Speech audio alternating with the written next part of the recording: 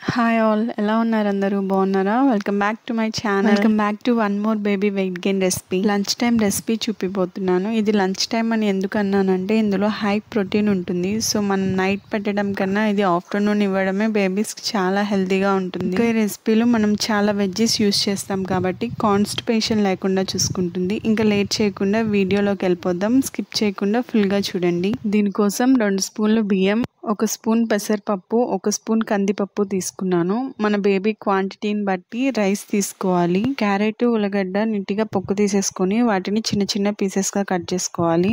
ఇందులో క్యారెట్ మొత్తం ఒకటి వేసేసాను, అలానే ఉల్లగడ్డ హాఫ్ వేసాను. క్యారెట్ ఉల్లగడ్డతో పాటు నేను బీన్స్ కూడా యాడ్ చేశానండి. అది షూట్ చేయడం మర్చిపోయాను. కూరగాయలు ఇంకా మీరు ఏమన్నా యాడ్ చేసుకోవచ్చు. బేబీ ఏమన్నా ఇష్టంగా తినే పని అయితే ఆ కూరగాయలని కూడా మీరు హ్యాపీగా యాడ్ చేసుకోవచ్చు.